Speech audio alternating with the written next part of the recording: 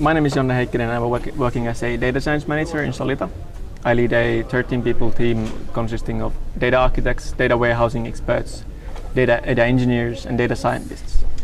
And what we do in our daily life is that we help our customers to formulate a data strategy. We help them to build the infrastructure to actually use data. We help them to create applications and data products. We help them to integrate data science to their business processes. And we eventually, in Solita as well, we have quite a lot of people working in different areas that support this, for example, service design. And so we tend to help our customers in the whole life cycle of using data to create business value.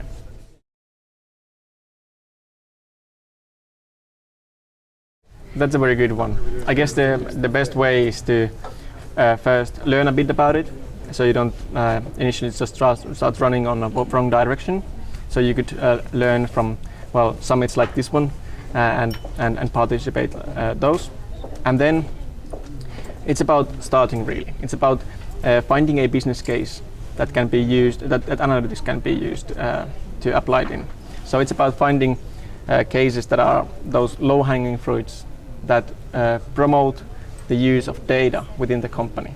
So it cannot be something that quite often I see that companies start with two big problems, two big challenges. So they end up using 1 year, for example, just building a warehouse and nothing really gets done. It's about more doing small iterations and using data and solving problems and then showing and discussing, showing the value and discussing about the solution and the approach with other business. So it's about starting as soon as possible, really. Yes, unfortunately at the moment data science is a really broad term and there's quite a lot of that falls underneath it. And if you start hiring too early, before you even know what's the problem or how the data science should support the business, then the hires can be really expensive for the company. So it's a good one to actually start having, you need the data architecture, you need the data science, you need the data engineering, but you need to have the right kinds of persons. So it's really difficult at the moment to actually identify who would be the ideal fit for as a employee.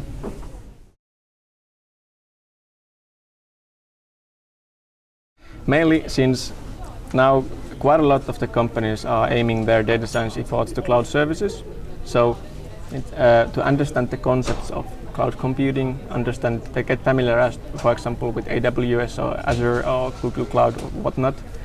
And then know a bit about, you have to also have the, depending on what kind of role you want to be in. If you want to work as a data scientist and solve the problems, you need to have machine learning and hacking skills, but you also need to have a bit of the business understanding, how the data science can benefit the business, because that's usually something that the data scientists usually fall short is they don't they tend to usually focus it's easy to focus on machine learning problem and technical problems, but what's the difficult part is to align the data science work according to the business needs, and it cannot be something that only, for example, analytics director can do. So it's the work that every data scientist do in their everyday life. So if you understand this concept early on as a student and before you're landing your first job, you can find the right keywords to land down in your job interview and make sure that the recruiter actually understands that you know the common challenges within the data science. But if you think about how to learn about machine learning, there are great master degrees in machine learning nowadays. For example, I've met some KTH students here in this session who are in the master's degrees program in machine learning, and from their talks it seems like that's a really high quality program. So that kind of programs might be helpful. Yeah.